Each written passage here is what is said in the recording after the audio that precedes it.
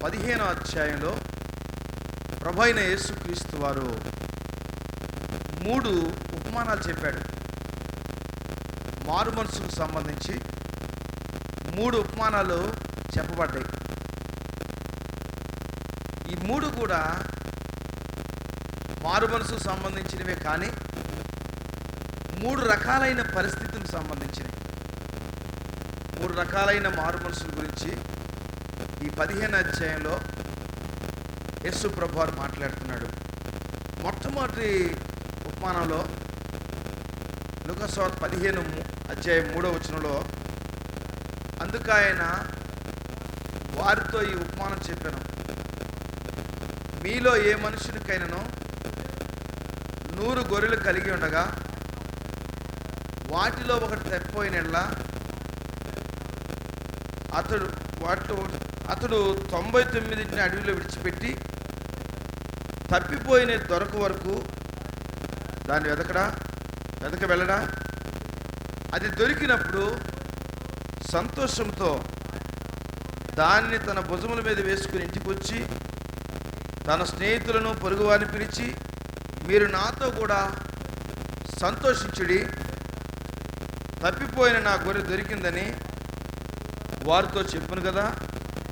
అటువలనే మారు మనసు అక్కరలేని 99 మంది నీతిమంతుల విషయమే కలుగు సంతోషము కంటే మారు మనసు పొందు ఒక పాపి విషయమై పరలోకమందు ఎక్కువ సంతోషం కలుగును. కాబట్టి మారు మనసు అక్కరలేని 99 మంది నీతిమంతుల కంటే కూడా మారు మనసు పొందు ఒక పాపి విషయమై పరలోకమందు దేవదూతలు సంతోషపడతారు, దేవుడు సంతోషపడతాడు.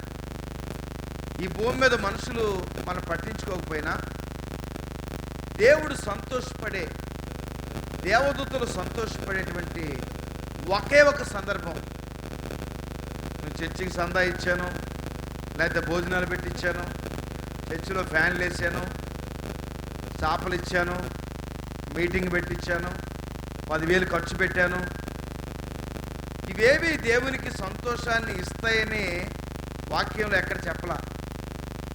దేవుడు మనకి ఇచ్చాడు కాబట్టి వాటిలో కొంత భాగాన్ని, అంతా ఇస్తున్నామా? ఏం లేదు, కొంత దేవుని కొరకు ఇస్తున్నాం. అసలు ఏమి ఇవ్వాలి? దేవుడు ఏం కోరుకుంటున్నాడు?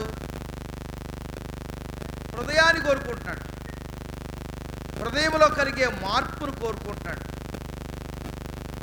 కాబట్టి పరలోకంలో సంతోషము, ఒక మనిషి మార్పు చెందినందువల్ల పరలోకంలో సంతోషం కలుగుతుంది.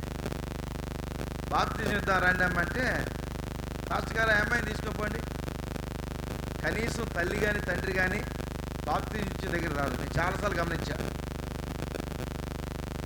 పిల్లలు బాప్తిజం తీసుకుంటే తల్లిదండ్రులు సంతోషంగా రావాలి కదా. మిగతా అన్నిటికి వెళ్తాం కదా, దగ్గరండి పిల్లలు దగ్గర పెట్టుకొని తీసుకెళ్తాం. చాలాసార్లు నేను గమనించాను, చాలా బాధ ఇస్తుంది నాకు. బాప్తిజం అంటే అంత ప్రాముఖ్యం అయింది కాదా? బాప్తిజం అంటే పండగలాగా సంఘమంతా కార్యక్రమంలో పాల్గొనాలి. నేను ఎప్పుడు బాప్తిజాలు ఇస్తున్నాం, అందరం వెళ్దాం రండి అంటాను నేను.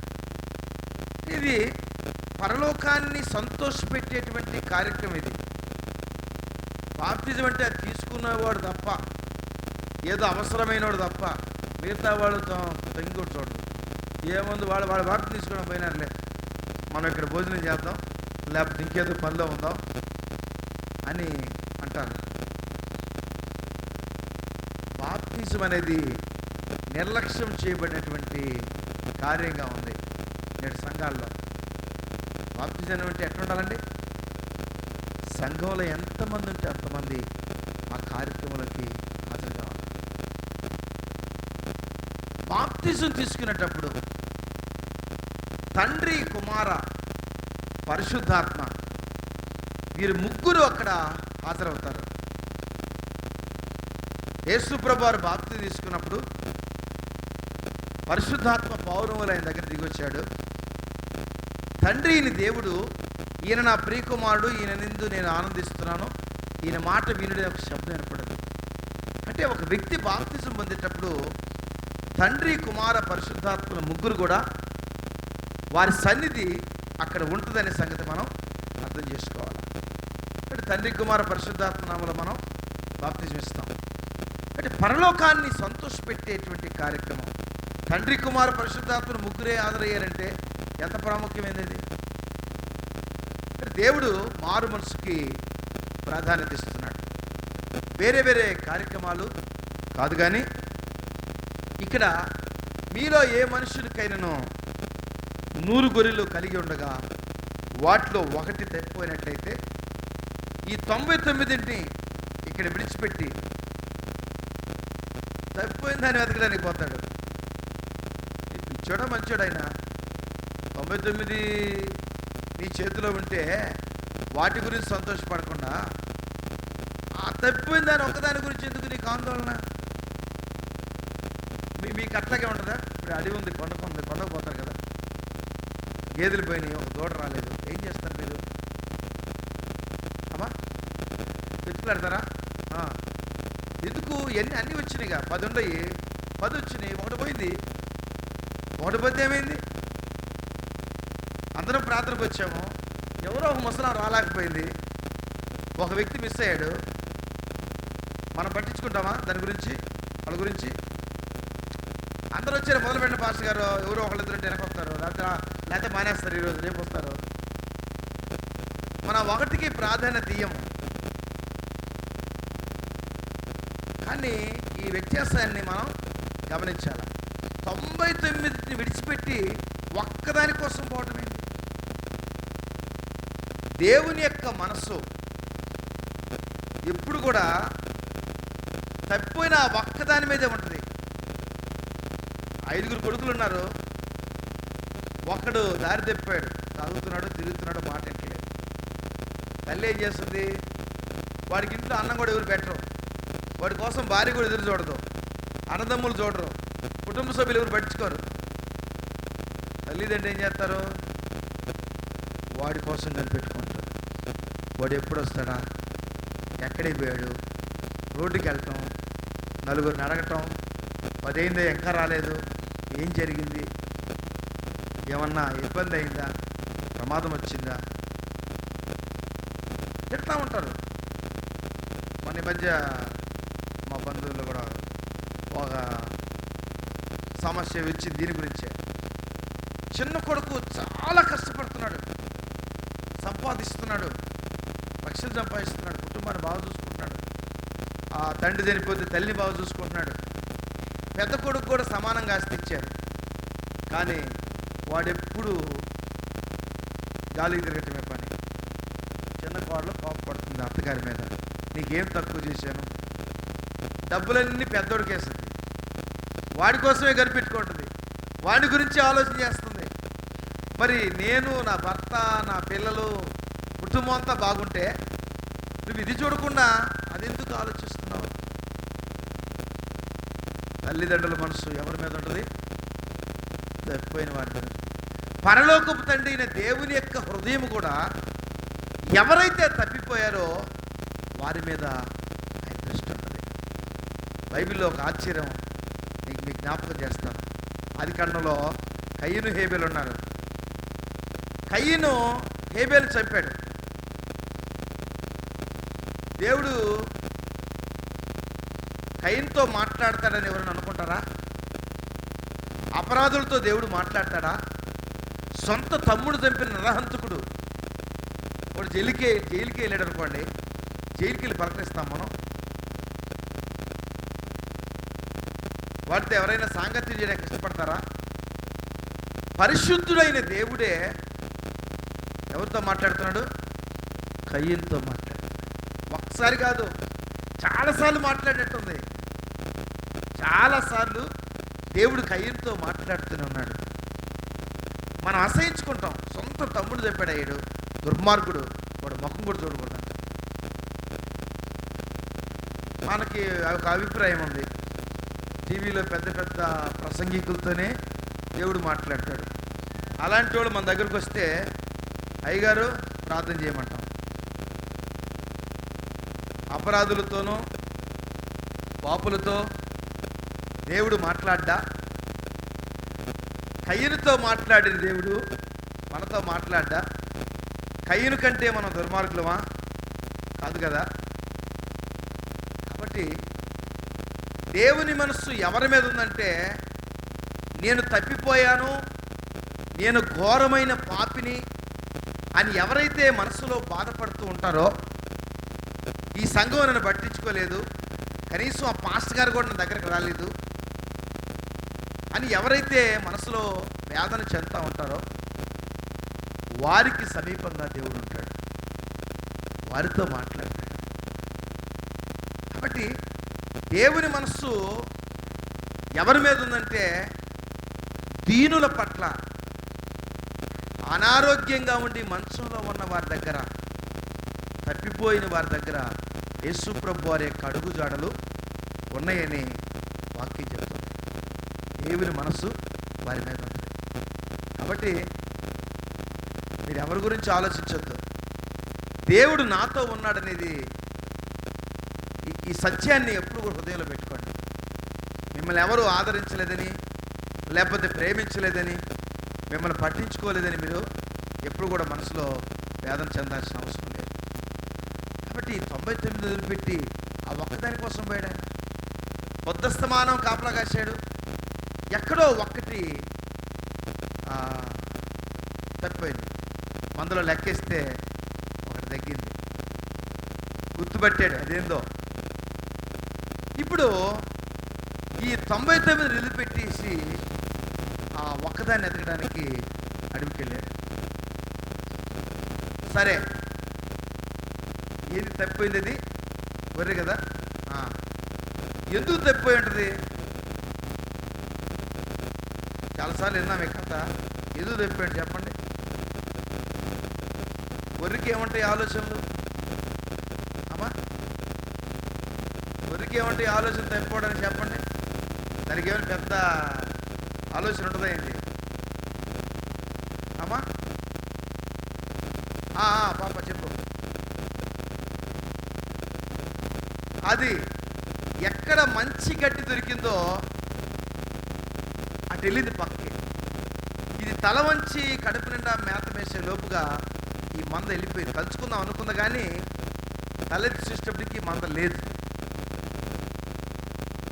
దీన్ని ఏ విధంగా అనుకోవచ్చు? లోకాశలు అనేటువంటి పచ్చగడ్డి. నువ్వు మంద నుంచి వేరు కావడానికి కారణము ఆ గడ్డి, ఆ పచ్చగడ్డి, లోకాశ అనేటువంటి పచ్చగడ్డి నిన్ను మందల నుంచి దాన్ని తెప్పించేసి. మనకు ఆయన ఫోన్లో మాట్లాడుతూ వచ్చారు. చాలా భక్తిగా మాట్లాడుతున్నాడు. రెడ్డి గారు నాలాగే మార్పుకుంటే చాలా వాదిస్తున్నాడు. మా సంఘం అట్లాగా ఇట్లాగా చాలా కరెక్ట్.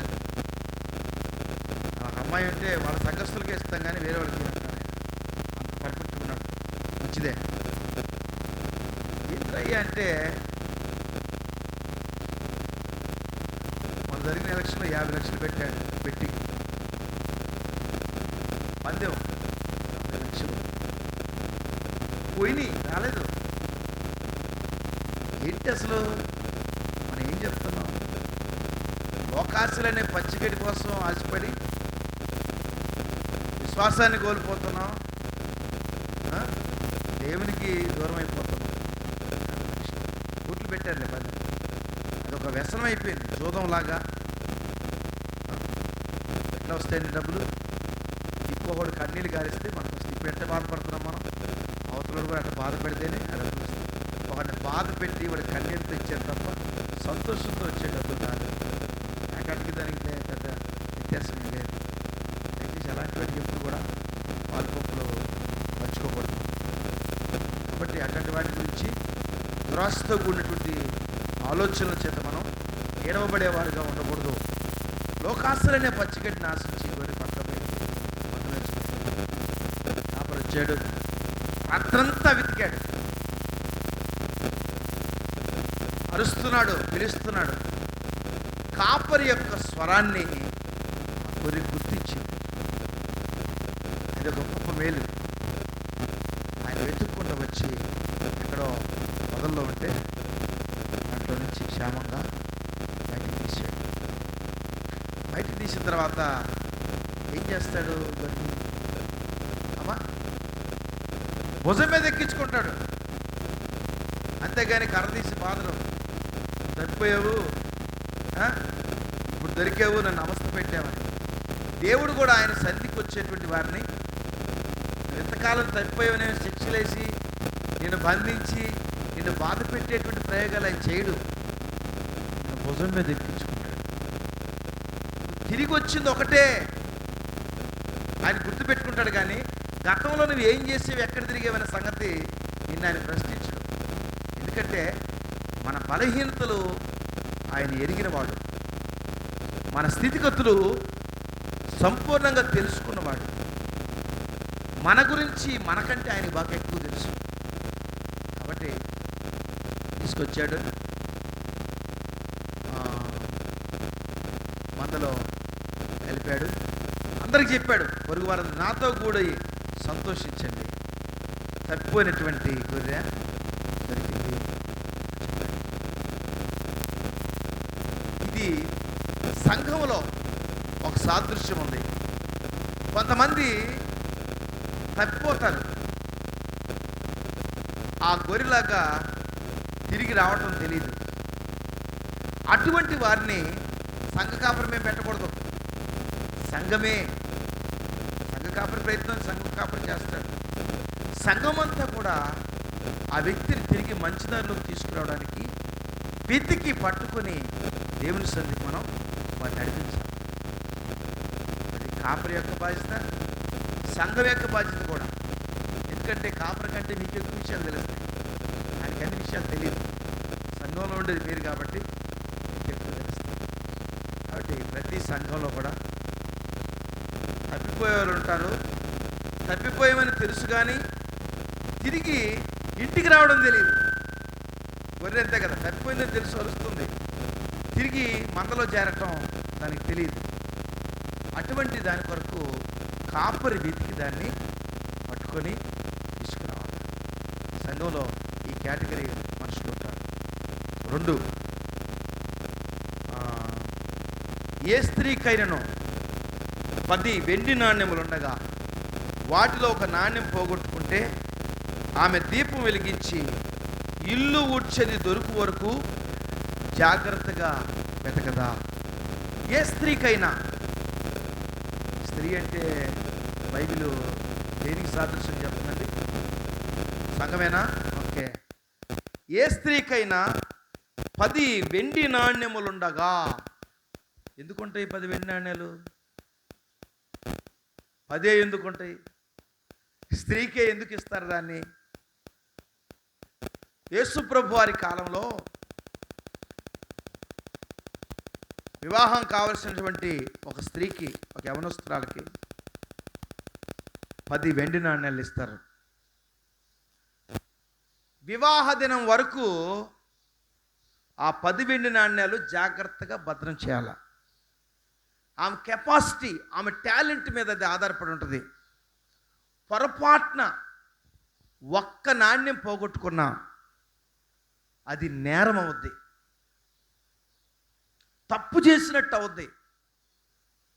10 నాణ్యాలు ఇస్తే ఒకటి పోగొట్టుకుంది, 2 పోగొట్టుకుంది, ఒకటి పోగొట్టుకున్నా సరే అది పెద్దల ముందు నేరం అవుద్ది. అందుకే చెప్పాడు ఈ కథ. అది అప్పటి కాలానికి సంబంధించింది.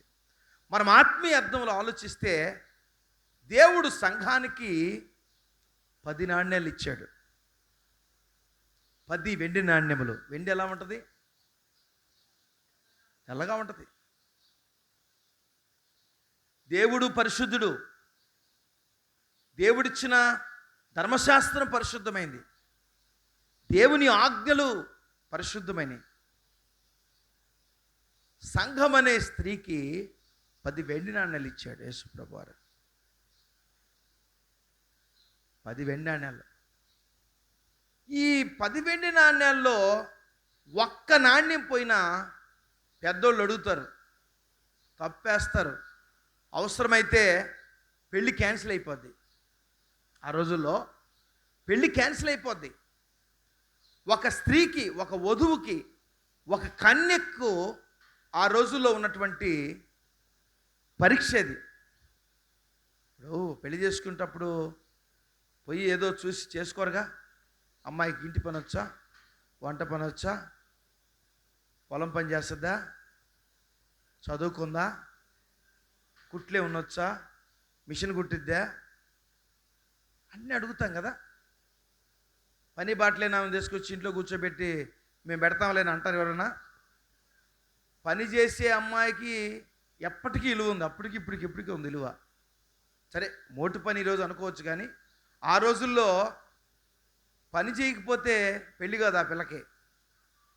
పని చేసే అమ్మాయికే పెళ్ళేది. వాడు కట్టం ఎంత ఇనివని మంచి కష్టం చేస్తుందయ్యా. అబ్బా, ఇట్టంటి అమ్మాయి కానీ ఉంటే మాకు తిరుగులేదు. ప్రతి వాళ్ళకి పొలం ఉంది, ఆవులు ఉన్నాయి, మేకలు ఉన్నాయి, గొర్రెలు ఉన్నాయి, ఎద్దులు ఉన్నాయి, బర్రెలు ఉన్నాయి. వీటన్నిటిని చక్కబెట్టాలి కదా. బైబిల్లో రిబ్కాని ఎలియాజరు సెలెక్ట్ చేసుకోవడానికి కారణం అదే. అబ్రహాముకి ఆ రోజుల్లో భూమి ఉంది, పశు సంపద ఉంది. అప్పట్లో ఆస్తి అదే, డబ్బులు లేవు, వెండి బంగారాలు ఉన్నాయి, కానీ కరెన్సీ అనేది వాడుకలో లేదు. వస్తు మార్పిడి లేదు, దాన్ని వెండి బంగారంలో మార్చుకొని ఆస్తిగా చూపించేవాళ్ళు. ఎక్కువ ఆస్తి ఏంటంటే పొలము, పశు సంపదే. ఇప్పుడు పొలము లేదు, పశువులు లేవు. ఆ రోజులు మారిపోయినాయి. కాబట్టి అటువంటి అబ్రహాము వంటి కుటుంబంలో పనిచేయడానికి ఆ కన్యకగా రిబ్కాని ఎన్నుకున్నారు. అట్లాగే ఆ రోజుల్లో 10 వెండి నాణ్యములు అంటే ఆమె ఎంత జాగ్రత్త పరురాలు. చూద్దాం. పిల్లలకు తెలియదు కదా, వాళ్ళు వస్తువు బాగొట్టుకునేది తెలియదు, వాళ్ళు ఒక్కోసారి ఏం మాట్లాడేది తెలియదు, ఏం చేసేది పిల్లలకు తెలియదు, యవనస్తులకి. ఈ 10 వెండి నాణ్యాలు జాగ్రత్తగా కాపాడిందంటే మాత్రం ఆ అమ్మాయి గట్టిది. ఆ అమ్మాయికి పెళ్లి చేయొచ్చు. ఆ కుటుంబాన్ని జాగ్రత్తగా కాపాడగలిగిన కెపాసిటీ ఆ అమ్మాయికి ఉంటుంది. కాబట్టి ఆ యొక్క యవనస్తురాల యొక్క సామర్థ్యాన్ని పరీక్షించడానికి 10 వెండి నాణ్యాలు ఇచ్చేవాళ్ళు. వివాహ సమయం దగ్గరకు వచ్చినప్పుడు ఆ పెద్దలందరూ కూడి, నీకు ఇచ్చాం కదమ్మా 10 వెండి నాణ్యాలు, ఎక్కడ పెట్టావు, తీసుకోరమ్మా. జాగ్రత్తగా దాచిపెట్టిందా, పోగొట్టుకుందా, ఈ అమ్మాయికి ఎంతవరకు జాగ్రత్త ఉంది, ఎన్ని పరిశీలించేవాళ్ళు. ఆడపిల్లని నకసిక పర్యంతం పరీక్షించి కానీ పెళ్ళికి ఒప్పుకునేవాళ్ళు కాదు. ఆ అమ్మాయి జాగ్రత్తగా ఖర్చు పెట్టకుండా, పోగొట్టకుండా, ఎవరికి ఇవ్వకుండా, ఎవరికి పడితే వాళ్ళకి ఇచ్చేసి లెక్కలేనితనంగా చేయకుండా. వెండి అంటే డబ్బు కదా, అది వెండి నాణ్యాలంటే డబ్బు. జాగ్రత్తగా తీసుకొచ్చి పెద్దలకి, తల్లిదండ్రులకి దాన్ని అప్పచెప్తే అప్పుడు ఆ అమ్మాయికి వివాహం అవుద్ది. అందుకే యేసుప్రభు ఆ దినాల్లో ఆ పరిస్థితిని బట్టి ఈ ఉపమానం చెప్పాడు. అయితే ఇక్కడ ఆత్మీయ అర్థంలో చూస్తే ఈ 10 వెండి నాణ్యాల్లో ఒక నాణ్యం పోయింది. ఏం చేస్తుంది ఆ అమ్మాయి? ఎత్తుకులాడిపోతే ఏమవుద్ది? 10 మందిలో అవమానం, 10 మందిలో అవమానాన్ని భరించాలి. అసలు పెళ్ళి కూడా క్యాన్సిల్ అయిపోద్ది. ఎంత చిన్నతనం అది! అది మామూలు విషయం కాదుగా. అబ్బాయిలో తప్పులను మానుకుంటే వేరే విషయం, కానీ ఒక అమ్మాయిలో ఒక లోపం ఉండి కానీ మానుకుంటే పెళ్ళి చాలా కష్టమైద్ది. అది పెళ్ళి కావడం కష్టం. మొన్న వచ్చారు, చూశారు, పోయారు, వాళ్ళకు కూడా నచ్చలా. మొన్న ఇప్పుడు 10 మంది వచ్చిపోయారయ్యా, ఎవరు చేసుకోలే అమ్మాయిని. మగవాడికి 20 మంది వచ్చినా ఏం కాదు, ఎవడొకడు అవుద్ది. ఆడపిల్ల విషయం వేరు. స్త్రీ యొక్క చురుకుదనం, దేవుడు ఆమెకి ఇచ్చిన గొప్పతనాన్ని ఉపయోగించుకొని తెలివిగా ఉండటం ద్వారా ఆమె యోగ్యత కలిగిన స్త్రీగా చెప్పబడింది. కాబట్టి ఇక్కడ ఈ వెండి నాణ్యం పోగొట్టుకున్నప్పుడు ఆమె ఇల్లు ఊడ్చి, దీపం వెలిగించి, ఇల్లంతా వెతికి, ప్రతి మాటకి ఒక అర్థం ఉంది. స్త్రీ అంటే సంఘము. 10 వెండి నాణ్యాలంటే 10 ఆజ్ఞల ధర్మశాస్త్రం. 11 కాదు, 5 కాదు, 3 కాదు, 10 అంటే 10. యేసుప్రభువారు దీన్ని మర్మంగా చెప్పాడు మనకి. 10 ఆజ్ఞలు. ఈ ఆజ్ఞల్లో ఏ ఒక్కటి పోయినా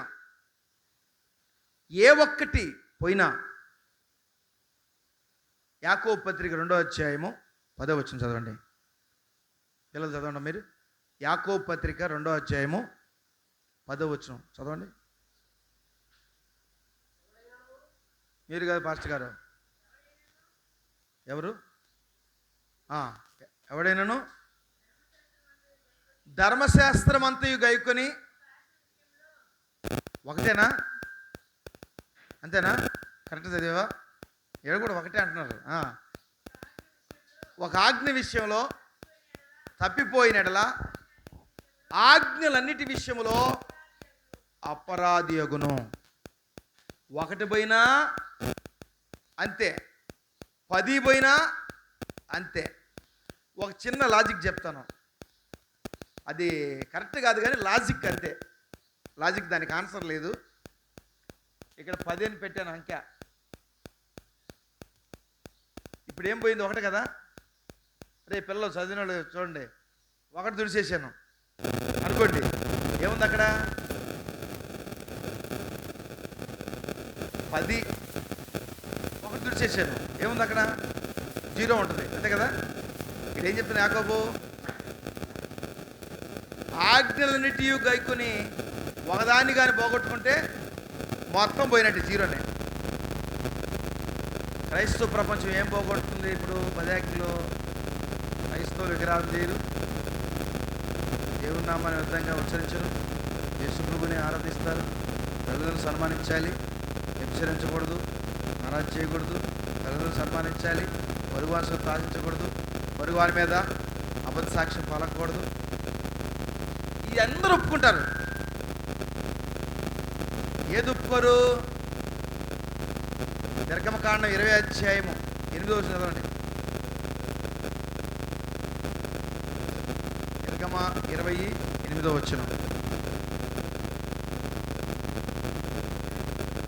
విశ్రాంతి దినమును పరిశుద్ధముగా ఆచరించుటకు జ్ఞాపకముంచుకొనుము.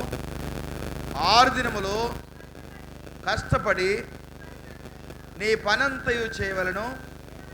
7వ దినము నీ దేవుడిని యెహోవాకు. మత్తయి సువార్త 28:1. ఇప్పుడు మత్తయి సువార్త 28:1 సంగతులు చదవాల పాస్టర్ గారు, మీరు కాదు. విశ్రాంతి దినము గడిచిపోయిన తర్వాత ఆగండి. నిర్గమ 20:8 ఏం రాశాడు? విశ్రాంతినం పరిశుద్ధంగా ఆచరించుటకు జ్ఞాపకం ఉంచుకున్నాము. 6 దినములు కష్టపడి పని అంతా చేయాలి. 7వ దినం నీ దేవుడి యెహోవా సన్నిధికి నువ్వు రావాలి. ఇప్పుడు 28వ అధ్యాయం 1వ వచనం నుంచి ఇప్పుడు మత్తయి సువార్తలో విశ్రాంతి దినం తర్వాత వచ్చేది క్రైస్తవ ప్రపంచం ఏం చేస్తుంది? ఇప్పుడు ఆదివారం చేస్తుంది. విశ్రాంతి దినం పోగొట్టేశారు.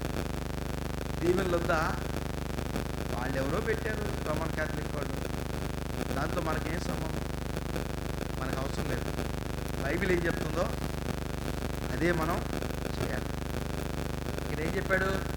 10 ఆజ్ఞలు గైకుంటూ ఒకటి పోతే ఏంటి అర్థం? అన్నీ పోయినట్టే.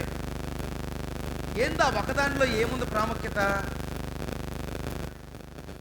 6 దినములు దేవుడు భూమిని, ఆకాశమును, సముద్రమును, జలధారలను, వాటిలో ఉన్న సమస్తాన్ని, చెట్లను, పుట్లను, పక్షుల్ని, జంతువులు, మానవులు తయారు చేశాడు. 7వ దినమందు విశ్రమించాడు.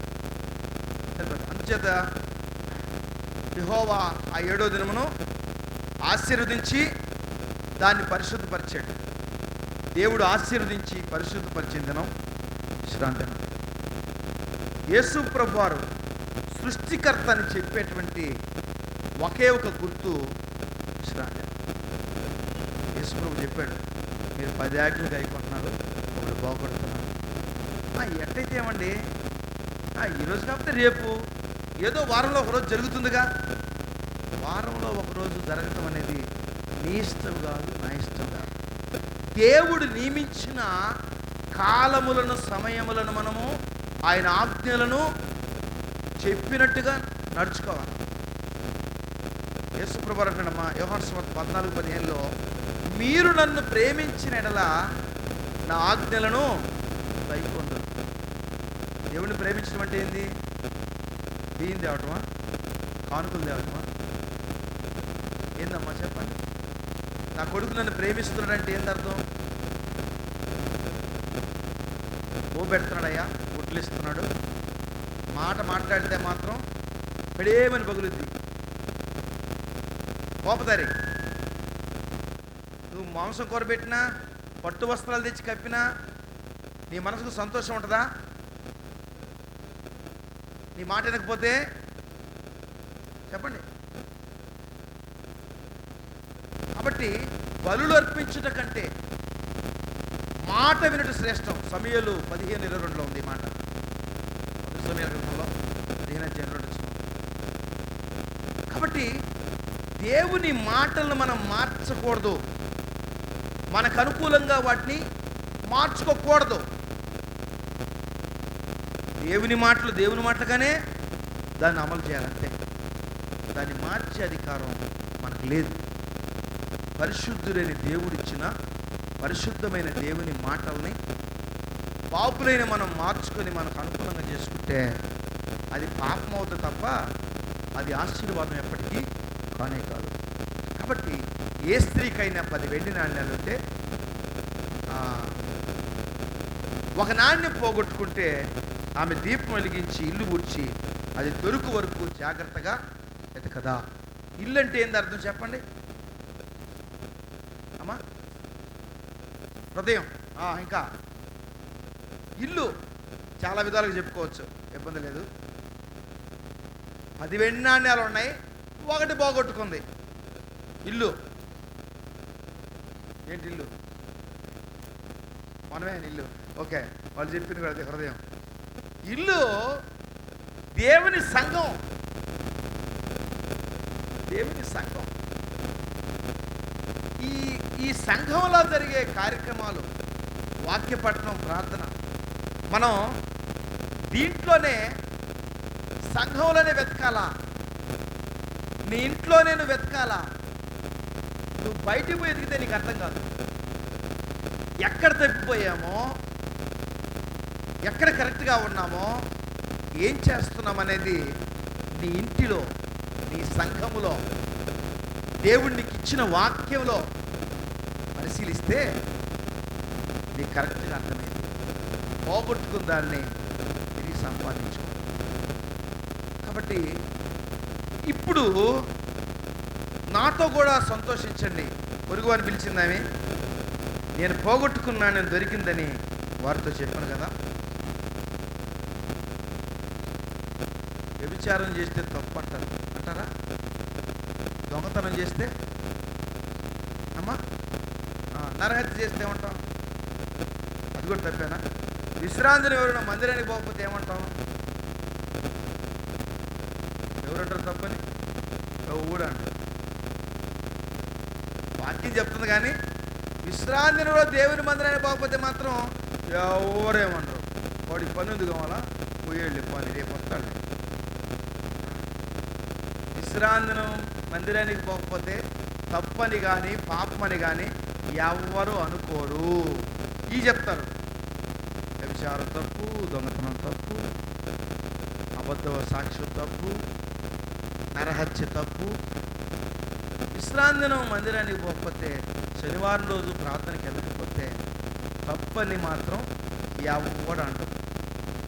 నేను చెప్పిన మాట అబద్ధం కాదు, చూసుకోండి. ఎవడైనా సరే ఈ మందిరం ఎందుకు వాళ్ళు మీరు పడతలు చేస్తారా?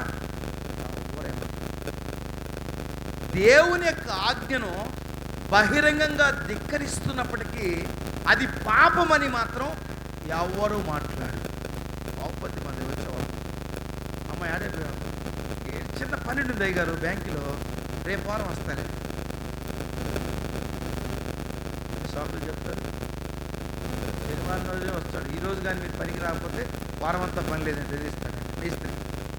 అయ్యా 10 మందిని ముఠా కట్టాము, నెలంతా పని ఉండదు. ఈరోజు కానీ బాగపోతే వేరే వాళ్ళు చేరతారు, రేపు నుంచి నాకు పని ఉండదు. భయపడతాం మనం.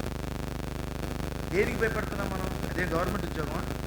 ₹1,00,00,000 వస్తాయా? ఒళ్ళు ముక్కలు చేసుకుంటే సాయంత్రం వరకు నీ కూలి 300, 400 ఇస్తారు తప్ప ఊర కూర్చొని పెట్టి ఇవ్వరు. అలాంటప్పుడు మనం దేవునికి భయపడకుండా ఎవరో మాట విని మనం లోపడాల్సిన అవసరం ఏంది? దేవుడు మీ ఆహారం మీకు ఉంచుతాడు. ఇశ్రాయేలు ప్రజలు అరణ్యంలో ప్రయాణం చేస్తున్నప్పుడు ఆకాశం నుండి మన్నాను వారి కొరకు కురిపించాడు. శుక్రవారం రోజు 6వ దినమందు 2 ఆహారం ఇచ్చాడు. ఎంత జాగ్రత్త చూడండి.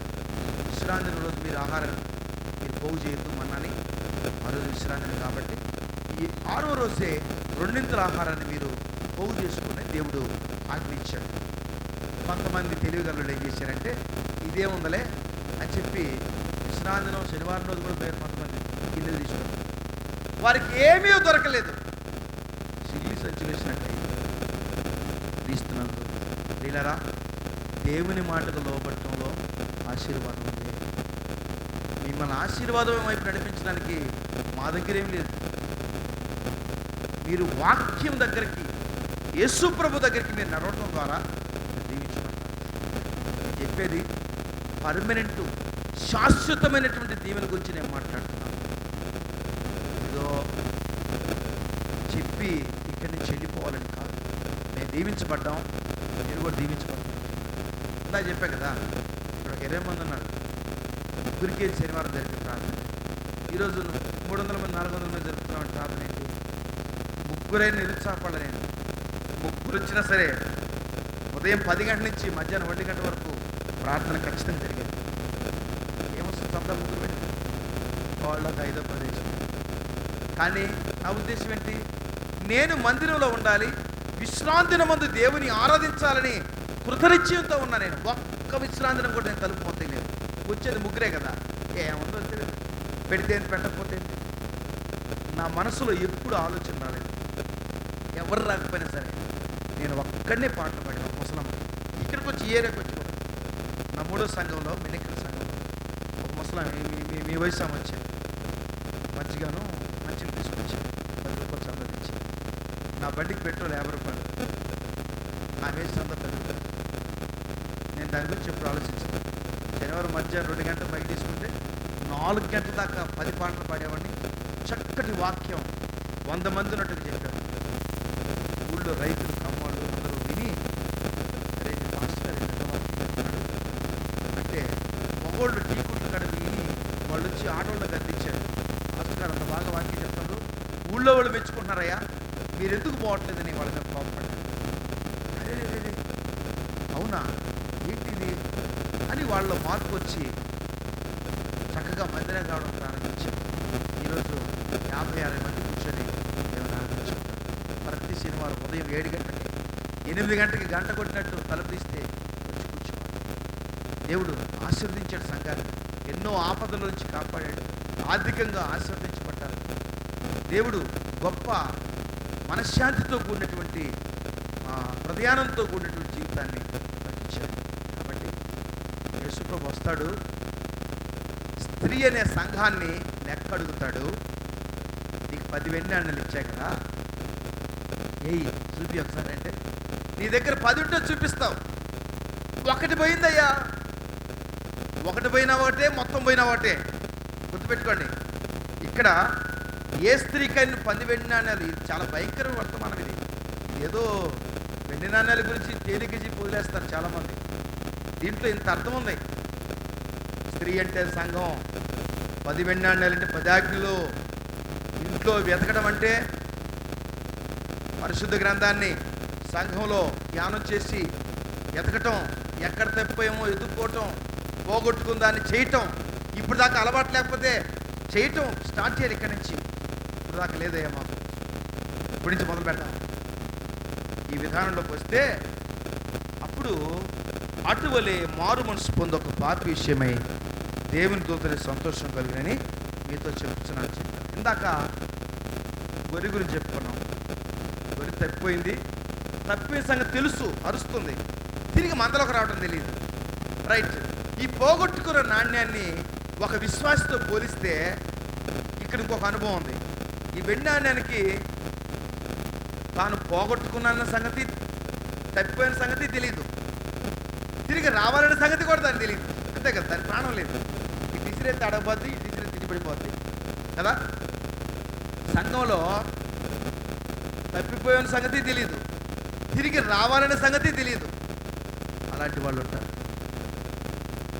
దేవుని గురించిన లోతైన అనుభవం వాళ్ళకి తెలియదు పాపం.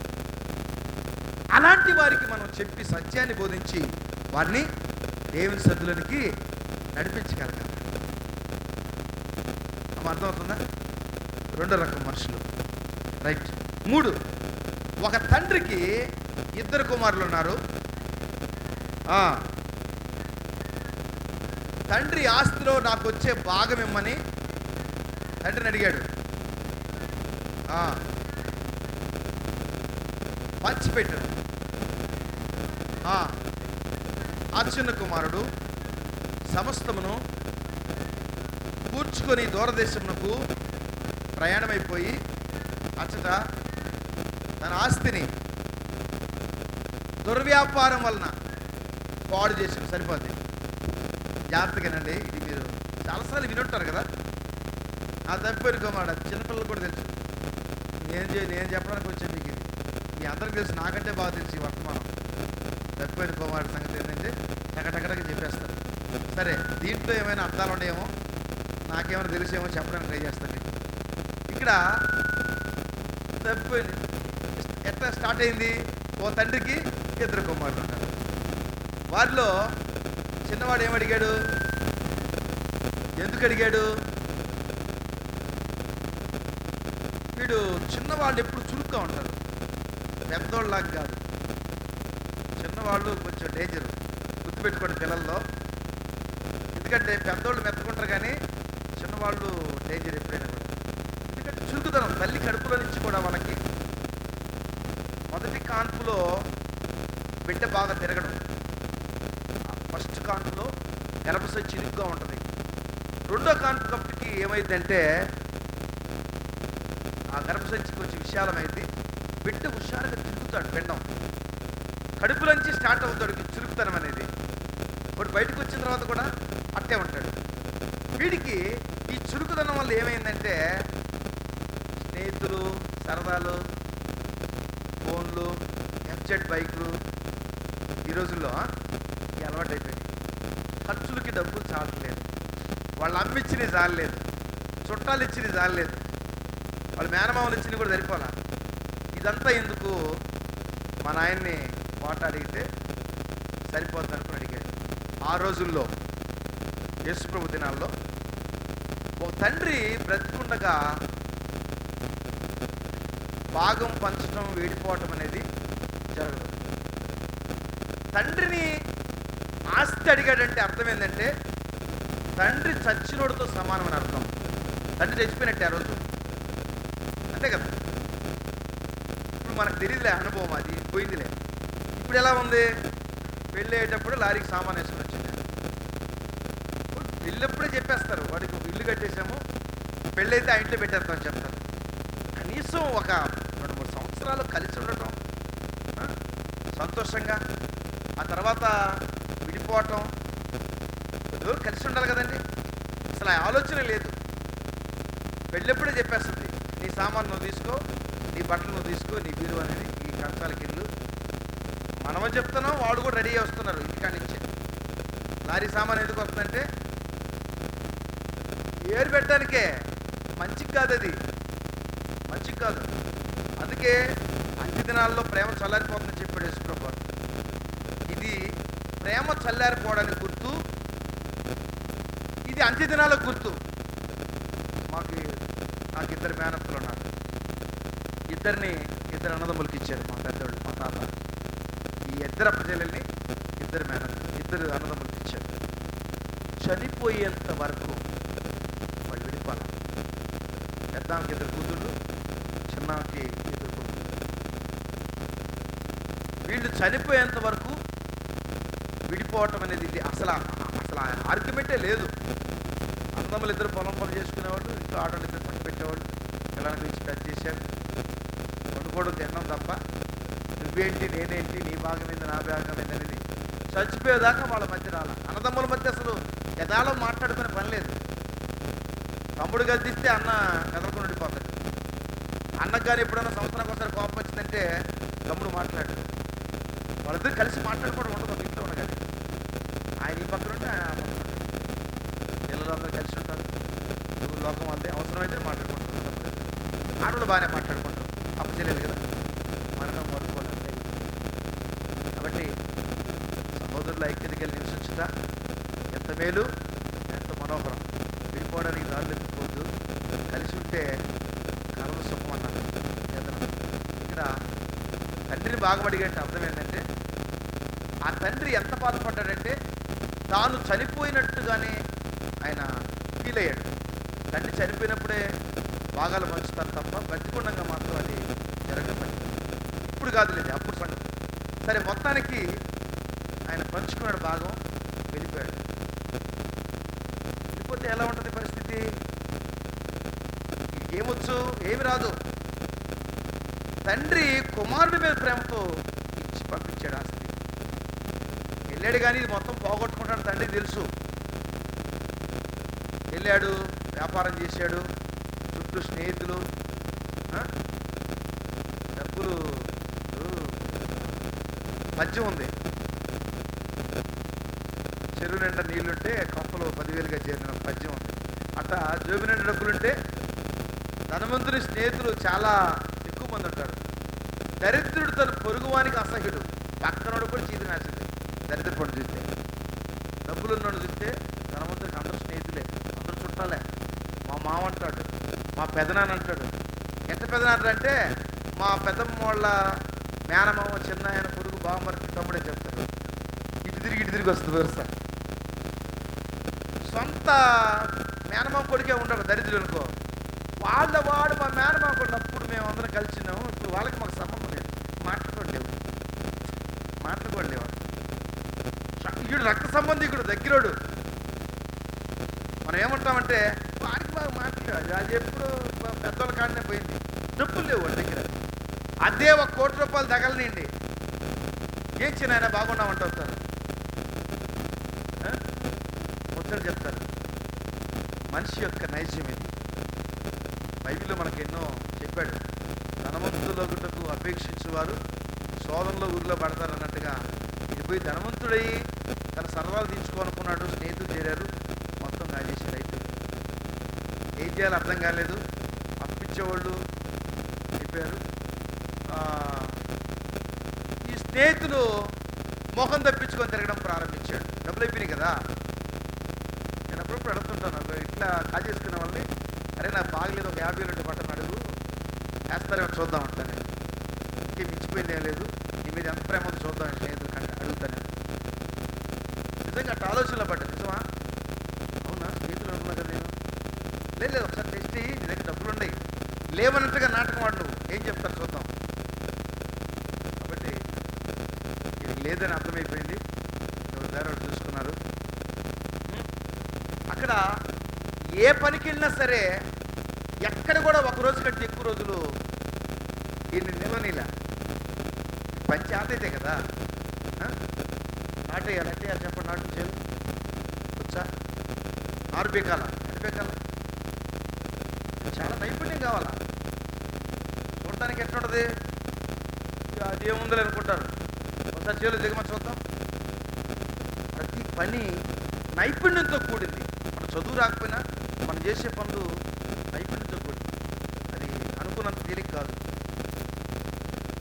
కాబట్టి కళ్ళు పీకాలంటే అర్థమైతే పీకుతాడు, లేకపోతే నారు కూడా పీకుతాడు. కొత్తోడు దించామనుకో కొన్ని నెంబర్ పెట్టుకోవాలి కళ్ళు తీయడానికి. కూడా ఎక్కడ ఉరికల్లో పీకుతారండి. ఇది ఎక్కడ పోయినా కూడా పని ఇస్తున్నారు కానీ పని వీడు చేసే పని వల్ల నష్టం తప్ప ఓనర్కి లాభం వచ్చే మార్గం లేదు. ఎవడు వానికి కూలికి పెట్టుకోలేదు, పనికి పెట్టుకోలేదు. ఆఖరికి ఓ పందులు మేపేవాడు దొరికాడు. పందులు మేపుతానయ్యా, ఆకలితో బాధపడుతున్నానంటే మేపమంటాడు. ఆడు పెట్టి ఆహారం వీడికి సరిపోలా. అందులు తినే పొట్టు తినడానికి కూడా వాడు సిద్ధపడ్డాడు. పందులు మేపడానికి కూడా వీడి దగ్గర నైపుణ్యం లేదు. ఏనంగా అనుకుంటాం పందులు మేపడం. దానికి ఒక టెక్నాలజీ ఉంది, దాన్ని జాగ్రత్తగా పెంచకపోతే అవి నీ మాట వినవు. పందులు మేపడం కష్టం, గొర్రెలు మేపడం కష్టం, గేదెలు మేపడం కష్టం. ఎన్ని తక్కువ స్థాయి పనులు అనుకుంటారు. ఒకసారి మేపని చూద్దామండి, ఒకసారి ఒకరోజు పోయినా మనం పళ్ళు తిప్పుకరమని చూద్దాం. పళ్ళు అవుద్దేమో కాదు, చెప్పినంత తేలిగ్గా వీడికి అక్కడ కూడా పనికిరాల. అప్పుడు వాడు బుద్ధి వచ్చినప్పుడు ఆలోచనలో పడ్డాడు. నా తండ్రి ఇంట అనేక మంది సేవకులు ఉన్నారు, నేను అక్కడికి వెళితే సమృద్ధిగా భోజనం చేస్తున్నారు, కనీసం నా కడుపు నుండి అన్నం దొరికింది, మా నాయన దగ్గర పనిచేస్తే. వాడు బుద్ధి వచ్చినప్పుడు తిరిగి రిటర్న్ అయ్యాడు. రిటర్న్ అయిన తర్వాత ఇక్కడ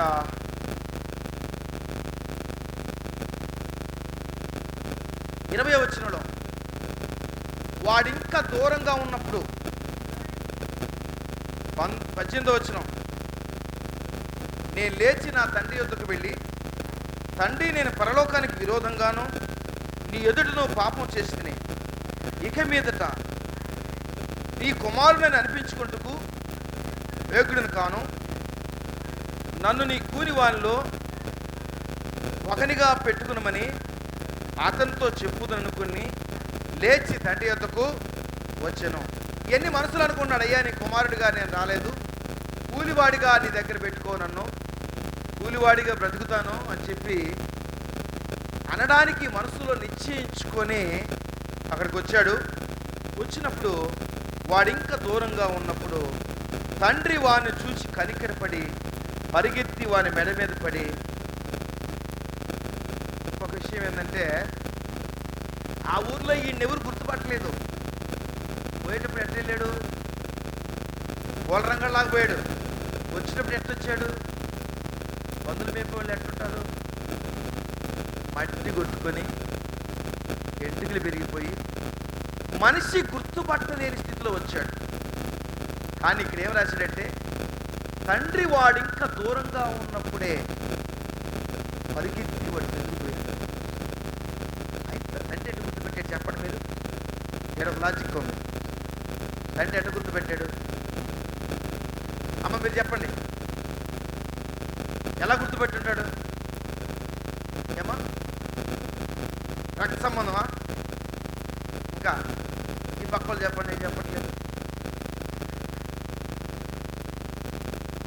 అమ్మా.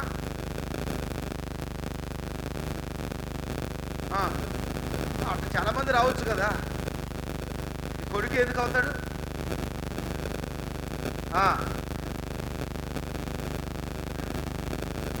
అవునా? ఓకే అమ్మా, అది దగ్గరికి వచ్చావు, ఆన్సర్ దగ్గరికి వచ్చింది. అసలు విషయం ఏంటంటే, వీడు పోయిన దగ్గర నుంచి ఆ తండ్రి అక్కడే కూర్చొని అట్టే చూస్తున్నాడు. పొద్దున, మధ్యాహ్నం, సాయంత్రం. ఈరోజు కాదు, ఆ దినము నుంచి ఎప్పటికైనా వీడు సమస్తాన్ని పోగొట్టుకొని తిరిగి నా యొద్దకు వస్తాడనే ఒకే దృష్టితో తండ్రి ఉన్నాడు. ఆ తండ్రి కుమారుడు కోసం కనిపెట్టుకున్నాడు.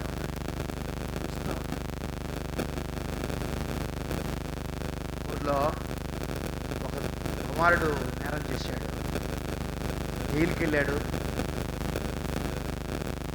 అయితే కొంతకాలం శిక్ష అనుభవించిన తర్వాత తిరిగి ఇంటికి రావాలని అనుకుని ఆ తల్లిదండ్రులు పుత్రం రాశాడు, పలానా రోజు నన్ను జైలు నుంచి విడుదల చేస్తున్నాను, నేను ఇంటికి వస్తాను. ఇంటికి వచ్చిన తర్వాత నా కొడుకు నేరస్తులని మీరు భావించి నన్ను చేర్చుకోకపోతే నేను అక్కడే చనిపోతాను. ఎందుకంటే నేను చేసిన నేరం చిన్నది కాదు. కాబట్టి నేను డైరెక్ట్గా ఇంటికి వచ్చి మీరు ముఖం మీద తలిపేస్తే నేను భరించలేను. ఒక పని చేస్తాను, ఈ మార్గంలో ట్రైన్ వస్తుంది. ఆ ట్రైన్లో నేను ఉంటాను. మీరు నన్ను ఇంటికి రావడం ఇష్టమైతే ఒక చిన్న తెల్ల జెండా ఆ ఇంటి ముందు కట్టండి. ట్రాక్ పక్కనే ఉంది ఇల్లు, రైల్వే ట్రాక్ పక్కనే ఉంది ఇల్లు. ఒక తెల్ల జెండా కట్టండి. చూస్తాను. తెల్ల జెండా ఉంటే రైలు దిగి ఇంటికి వస్తాను, లేకపోతే వెళ్ళిపోతాను. ఆ రోజు వచ్చింది, ఉదయం లేచాడు, జైలు అధికారులు వచ్చారు, మేము తెలియజేస్తున్నామయ్యా, జాగ్రత్తగా బతుకు, ఇక్కడ నేరం చేద్దాం. ఆయన బట్టలు ఇచ్చేసారు, ఆయనకి ఇచ్చేసారు. స్టేషన్కి వచ్చాడు, ట్రైన్ ఎక్కాడు. ఇప్పుడు గుండెల్లో మొదలైంది భయం. నా తల్లిదండ్రులు ఆ తెల్లని జెండా కట్టకపోతే, నన్ను అంగీకరించకపోతే ఏంటి పరిస్థితి? చేర్చుకుంటూ ఇంటికి వెళ్తాను, చేర్చుకోకపోతే. ఇప్పుడు దాకా అది పెద్ద బాధ అనిపించలేదు. ఇప్పుడు మొదలైంది అది. ఇన్ని రోజులు నేను ఇన్ని సంవత్సరాలు జైల్లో ఉన్నాను కదా, నా తల్లిదండ్రులు నన్ను క్షమిస్తారా లేదా? తల్లిదండ్రులు క్షమిస్తేనే నాకు భవిష్యత్తు. నేను మళ్ళీ నా ఇంటికి నేను చేరగలుగుతాను. నిజంగా నేను చేసిన నేరం క్షమించదగింది కాదు, తల్లిదండ్రులు కూడా క్షమించరు, అలాంటి నేరం చేశాను. కాబట్టి ఏంది ఇప్పుడు నా ముందున్న భవిష్యత్తు ఏంటి అని ఆలోచిస్తున్నాడు. భయం, టెన్షన్ వచ్చేసినట్లు. టెన్షన్. ఊరు దగ్గరికి వస్తుంది, స్టేషన్ దగ్గరికి వస్తుంది, భయం వచ్చేసినట్టు. ఊరు దగ్గరికి వస్తుంది, ఆ ఇంటి ముందు, ఆ చెట్ల మీద, ఆ రైల్వే ట్రాక్ పొడుగున మొత్తం అంతా తెల్ల జెండాలే. హల్లెలూయా, దేవుని స్తోత్రం. ఒకటి కాదు, మొత్తం ఆ ట్రాక్ అంతా, ఇంటి ముందు చెట్ల మీద మొత్తం. ఎందుకు కట్టారండి జెండాలు? అమ్మా, ఒక్క జెండా కడితే ఒకవేళ పొరపాటున చూడకపోతే నా కొడుకు వెళ్ళిపోతాడేమో. 2, కుమారుణ్ణి నేరం చేసినప్పటికీ తల్లిదండ్రులు ఎంత ప్రేమిస్తున్నారో వారి ప్రేమనంతా వెల్లడి చేయటానికి రాత్రంతా మేలుకొని జెండాలు కడతానే ఉన్నారు వాళ్ళు. నిద్రపోలా, కొడుకు వస్తున్నాడు ప్రేమ. కాబట్టి వాడి బుద్ధి వచ్చినప్పుడు తండ్రి దగ్గరికి వచ్చాడు. వాడు ఇంకా దూరంగా ఉన్నప్పుడే వాడిని గుర్తుపెట్టాడు.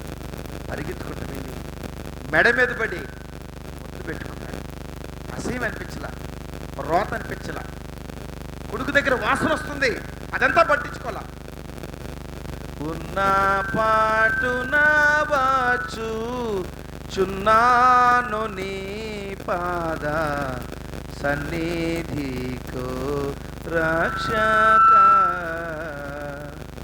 ఎన్న శక్యము గాని పాపము అన్ని మోపుగా వీపు భయపడి ఉన్ననిదే నడలేక తోట్రిల్లుచున్నవాడను నన్ను దయగను. ఉన్న పాటున వచ్చు చున్నాను నీ పాద సన్నిధికో రక్షక. దేవుడు ఎలా రమ్మంటాడు నేను? అమ్మా, చర్చికి రమ్మంటే ఏం చెప్తున్నాం మనం? హాయ్, నీ అలవాట్లన్నీ మార్చుకొని అప్పుడు రా. బాప్టిజం తీసుకుంటామా? వద్దు, నీ పద్ధతులన్నీ మార్చుకొని అప్పుడు తీసుకో. మనం చెప్పే అర్థం లేని సలహాలు. ఎప్పుడన్నా మందిరానికి వస్తుండే వాళ్ళు కూడా చెప్తారు ఏమని? అన్నీ మానుకొని అప్పుడు రావాలా. ఏం చెప్తారు ఇక్కడ? ఉన్న పాటు. ఎప్పుడైతే నీ హృదయములో దేవుని సన్నిధికి వెళ్ళాలని తలంపు కలిగిందో ఆ క్షణమే వచ్చి కూర్చో. తండ్రి కుమారుడు యొక్క స్థితిని మార్చాడు. కుమారుడు మార్చుకోవడానికి ఆయన దగ్గర ఏమి లేదు. ఏముంది? మురికి బట్టలు తప్ప. మనం కూడా మార్చుకోవడానికి ఏమి లేదు మన దగ్గర. మురికి బట్టలు, మురికి హృదయం, పాపోతుని హృదయంతో నిండి ఉన్నాం. తండ్రి దగ్గరికి వచ్చినప్పుడు ముద్దు పెట్టి మెడ మీద పడి ప్రేమను వెల్లడి చేశాడు. ప్రశస్తమైన వస్త్రాన్ని కప్పాడు, చేతికి ఉంగరాన్ని తొడిగాడు, పాదాలకి చెప్పులు తొడిగాడు. సేవకులు పిలిచి, ఇదిగో నా కుమారుడు చనిపోయి బ్రతికెను, తప్పిపోయి తిరిగి దొరికాడు, కాబట్టి మీరందరూ కొవ్విన దూడను వధించి విందుని నా కుమారుడు కొరకు సిద్ధపరచండి అని చెప్పాడు. కాబట్టి ఇదే అనుకూల సమయము, ఇదే రక్షణ దినం. జనవరి పండుగ నుంచి వస్తాను, క్రిస్మస్ కాడి నుంచి వస్తాను, నా పుట్టినరోజు కాడి నుంచి వస్తాను, వచ్చేవారి నుంచి వస్తాను, ఆగస్టు నుంచి తీర్మానం, జనవరి నుంచి తీర్మానం. ఇలాంటి పనులు చేయదు. ఏ దినము నీకు దేవుడు తరుణమిచ్చాడో ఆ దినమే, ఆ క్షణమే దేవుని సన్నిధికి రావడానికి మనం ప్రయత్నించాలి. వస్తే ఇక్కడ కుమారుని యొక్క స్థితి తండ్రి మార్చాడు. పేదరికంలో ఉన్నాడు, ఉంగరం పెట్టాడు, వస్త్రాలు మాసిపోయినాయి, వస్త్రం కప్పాడు. ఇవన్నీ ఆయన చేసే పనులు, మనం చేసే కాదు. మనమేమంటున్నాం, నువ్వు అట్ట మారాలా ఇట్ట మారాలా అని చెప్పి కాలయాపన చేసి దేవుని సన్నిధికి దూరం అయిపోతున్నారు మనుషులు. అదంతా అవసరం లేదు. నువ్వు రా, దేవుని ఎద్దుకు రండి, అప్పుడు ఆయన మీ ఎద్దుకు వస్తాడు. దేవుని దగ్గరికి రాకుండా, దేవుడు నీ దగ్గరికి రాకుండా ఎట్లా మారుతావు? నేను నువ్వు మార్చుకోగలిగిన కెపాసిటీ నీకుందా? పాపం మీద ఏమైనా జయం సాధించావా? మరణాన్ని గెలిచి లేచావు నువ్వేమైనా?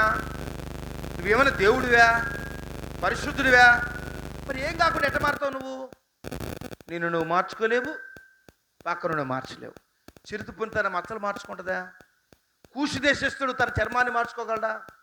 అలాగే మార్చుకొనగలిగిన ఎడల కీడు చేటుకు అలవాటు పడిన మీరు కూడా మేలు చేటు వీలు పడుతుందని చెప్పి ఇర్మీయా గ్రంథంలో. మనం మార్చుకోవటం అసాధ్యం. దేవుని దగ్గర పోవాలని చాలామందికి ఉంటుంది, అసలు మారు మాట్లాడుకుని వచ్చి కూర్చోవటమే అంతే.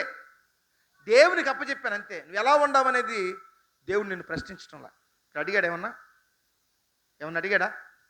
కుమారుడు వచ్చాడమ్మా తిరిగి, ఆస్తి ఏమైపోయింది, నేను ఇచ్చినంత ఏం చేసావు, పోగొట్టుకున్నావా? అందుకే నేను ఏంది, ఒక నెల రోజులు నువ్వు బయట ఉండు, నేను మళ్ళీ పిలుస్తాను ఏమని చెప్పాడా? తండ్రి కుమారుడు కనపడు ఏమన్నాడు? ఏం చేశాడు? పరిగెత్తుకుంటా వెళ్ళి మెడ మీద పడి ముద్దు పెట్టుకున్నాడు. ఇక్కడ అనుకున్నాడు మనసులో, అయ్యా నీ దగ్గర చాలా మంది పనివాళ్ళు ఉన్నారు, కుమారుడిగా అంగీకరించొద్దు, నువ్వు కూలివాడిగా చేర్చుకుంటే చాలు. ఎన్ని చెప్పాలనుకుంటున్నాడు మనసులో, చెప్పలా.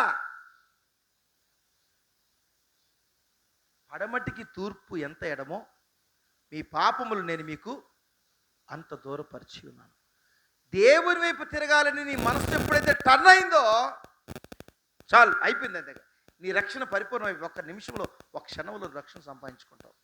అంతే తప్ప దానికి పెద్ద ప్రాసెస్సు, దానికి ఒక ఆచార కర్మకాండ, నువ్వు 10 సంవత్సరాలు గుడికి రావాలా, నువ్వు బాగా మారాలా, అప్పుడు బాప్తి, ఈ లోపల చచ్చిపోతావు నువ్వు. నీకు టైం ఉందేంది? బాప్తిని తీసుకోమంటే నాకు అప్పుడే ఏమైంది, వయసు అయిపోయింది పాస్టర్ గారు అంటుంది ఒక అమ్మాయి. అంటే బాప్తిని తీసుకునేది ఎవరంటే వయసు అయిపోయిన వాళ్ళు, ముసలోళ్ళు, రోగిష్టోళ్ళు, సచ్చేవాళ్ళు, వీళ్ళు బాప్తిని తీసుకునేది. బలంలో ఉన్నవాళ్ళు, శక్తిమంతులు, యవనంలో ఉన్నవాళ్ళు కాదు కదా. యేసు ప్రభువారు యవన కాలమందు తన జీవితాన్ని మన కొరకు సమర్పించుకున్నాడు.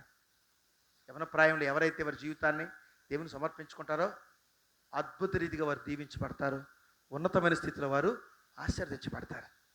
అదవుతుందా? పనికి పోయి ఎవరు పోతారు అమ్మా? చేయలేని వాళ్ళు, ముసలోళ్ళు, కూర్చుని లేని వాళ్ళు పోయి ఏం చేస్తారు? వాళ్ళు ఈరోజు పంపిస్తే రేపు పంపిస్తారు, రేపు పిలుస్తారు పనికి వాళ్ళని, పిలవరు. కూలి ఎవరికి వస్తుంది? బలవంతులు కుర్రవాళ్ళకి. దేవుని దగ్గర బహుమానం, దేవుని యొక్క విలువైన ఆశీర్వాదాలు కూడా ఎవరి ప్రాయంలో ఎవరైతే వారి జీవితాన్ని సమర్పించుకుంటారో వారికి లభిస్తాయి. అబ్రహాము తన కుమారుని ఇస్సాకుని యవన ప్రాయంలో దేవునికి బలిగా అర్పించే సిద్ధపడ్డాడు. ఇస్సాకు కూడా రెడీ అన్నాడు బలిగా అర్పించడానికి. అవును కదా, విన్నాక బైబిల్లో. దేవుడు ఎట్లా ఆశీర్వించాడు? ఆకాశ నక్షత్రాల వల్లే, సముద్ర తీరమును ఇసుకరేణి వల్లే నీ సంతతిని నేను విస్తరింపచేస్తాను. ఈ ప్రదేశమంతయు, ఈ దేశమంతయు నీకు నీ సంతానానికి స్వాస్థ్యంగా ఇస్తానని చెప్పాడు. సమర్పించుకున్న వారు దేవునికి ఆశీర్వదించబడతారు. దేవుడిచ్చిన సమయంలోనే అది అయిపోవాలా. 20 సంవత్సరంలో 21లో నేను బాప్తిసం తీసుకున్నాను.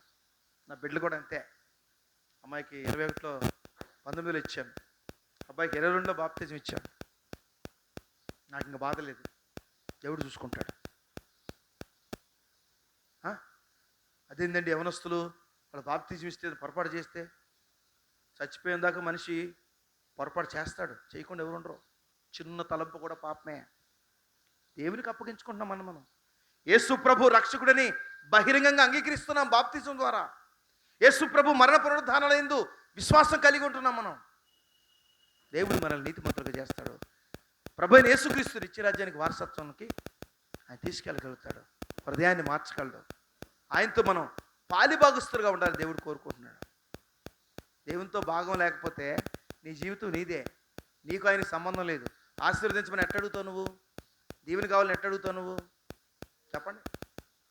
ఆయన భాగస్తులు చేసుకున్నావా? రక్షకుడిగా హృదయంలో చేర్చుకున్నావా?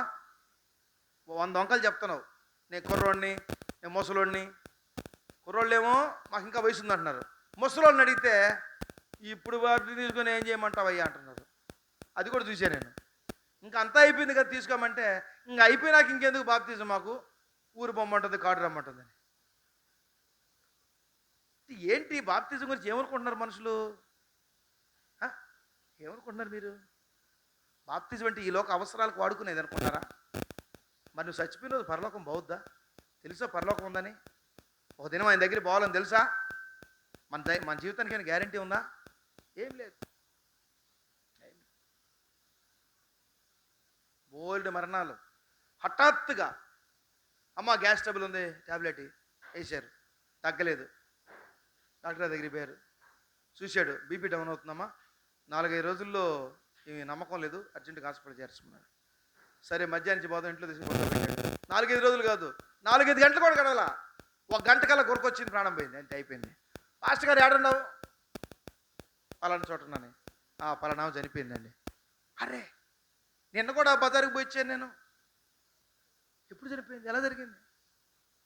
మరణానికి ఏమన్నా వయసు ఉందా? మరణానికి వయసు, టైము, ఇష్టాలు వీటన్నిటితో ఏం సంబంధం లేదు. ఎప్పుడైనా రావచ్చు. Be ready.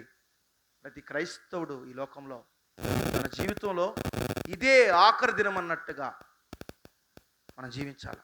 నా జీవితంలో ఇది లాస్ట్, రేపు లేదు, రేపు దేవుడు ఇస్తే ఉంటుంది, లేకపోతే ఇదే ఈరోజే లాస్ట్ అనే మనసుతో ఈ లోకంలో జీవించాలి. నేను 10 ఏళ్ళు బతుకుతాను, 20 ఏళ్ళు బతుకుతాను, ఇంకా చేయాల్సిన పనులు ఉన్నాయి, ఇల్లు కట్టాలా, పొలం కొనాలా, పిల్లకి పెళ్లి చేయాలా, ఏమీ చేయలేవు. నువ్వు చేస్తావా? రాసిస్తావా? ఏం లేదు. ఈ ఫ్యాన్కి గ్యారంటీ ఉంది, ఈ మైక్ గ్యారంటీ ఉంది, సెల్ ఫోన్ కూడా వారంటీ ఉంది. 2 సంవత్సరాలు ఇది పోతే కొత్త పీస్ ఇస్తాను. మనిషికి గ్యారంటీ ఇచ్చేవాడు ఉన్నాడా? అవ్వలేదు. మన జీవితం, నీ జీవం ఏ పాటిది? అంతలో కనపడి అంతలో మాయమైపోయాడంటే ఆవిరి వంటి వారే. ఆఖరిగా ఈ కుమారుడు తప్పిపోయాడని సంగతి తెలుసు, తిరిగి రావాలని తెలుసు, తప్పిపోయాడు, తిరిగి తనంతట తాను వచ్చాడు. ఇందాక గొర్రె గురించి ఏం చెప్పుకున్నాం?